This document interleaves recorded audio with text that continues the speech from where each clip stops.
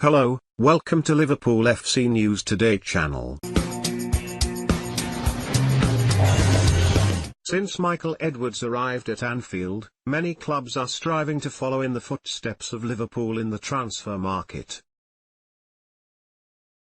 Their current cushion at the Premier League summit is not testament to Jurgen Klopp and his players, but also their strong infrastructure off the pitch. Related articles: one man at the heart of that success in Michael Edwards, a figure now idolised on Merseyside. After recently penning a new contract until 2024, Klopp insisted that he could not consider walking away from the club when it's in such a strong position to deliver trophies. I must also highlight the role of our sporting director, Michael Edwards, in this journey so far, Klopp said.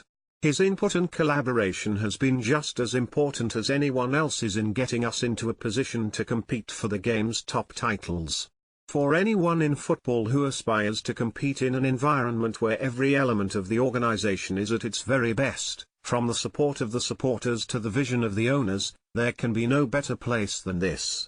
Just in, Rangers star Alfredo Morelos drops transfer hint and opens up on Liverpool interest. Michael Edwards may have finally been shown up on one Liverpool transfer. Image, Getty. While Edwards has been at the heart of luring world-class talent to the club, he has also become a specialist when it comes to offloading dead wood. In some cases he has turned water into wine.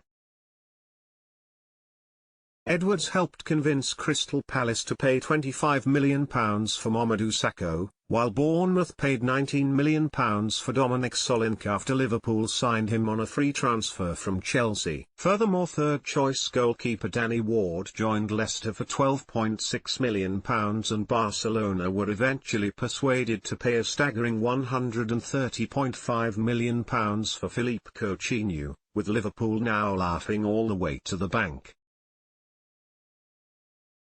The likes of Loris Karius, Ragnar Klavan, Lucas Slivo and Simon Mignolet have all since moved on and been replaced with quality.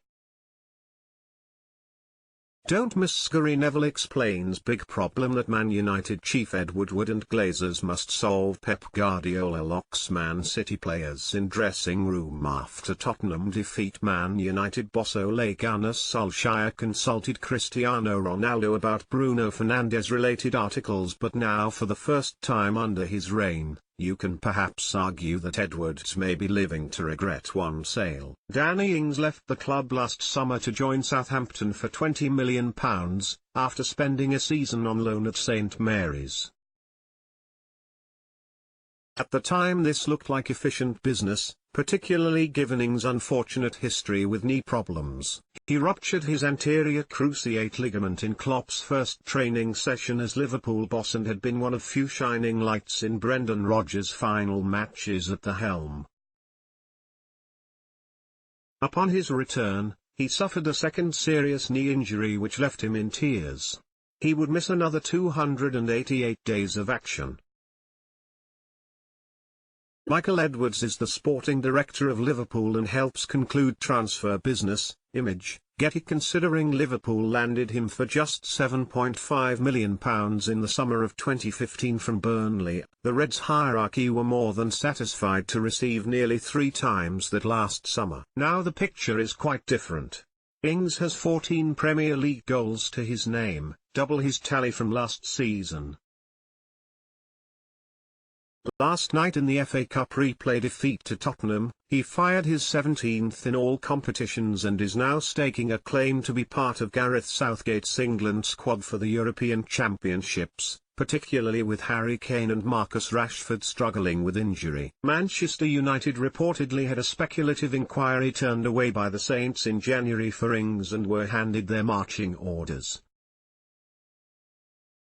Liverpool sold Danny Ings for £20 million, but he now looks worth at least double that. Image, Getty. Danny Ings was cherished at Liverpool despite it never working out for him. Image, Getty. Now Ralph Hasenhüttl is well within his rights to demand up to £50 million for his star man, particularly considering some of the business that goes on in the current market. There is a strong argument that Ings may have stagnated at Liverpool with a lack of game time if he'd have played a similar role to Divock Origi. The Reds decided to stick by the Belgian, who spent time on loan at Wolfsburg trying to rediscover his form. They would not have it any other way, considering Origi is now a club legend after last season's heroics against Everton, Newcastle, Barcelona and Tottenham in the Champions League final. Yet if truth be told, many supporters will be happy to confess that Ings is in fact a better striker than Origi and a better option to have around the squad. At 27 years old, Ings himself was keen to play regular football again, something that Liverpool could not offer given the importance of Roberto Firmino. There is a feeling of appreciation for Ings at the club, with Klopp highlighting ahead of the 4-0 win over Southampton that he still watches his former player and hopes he scores. He was embraced by his old teammates at full-time at Anfield, with Trent Alexander-Arnold and Virgil van Dijk executing ear flicks just like old times at Melwood. It would perhaps be harsh on Edwards to label the Ings case as a mistake, but for once he's been shown up in the transfer market. Let's block ads. Why?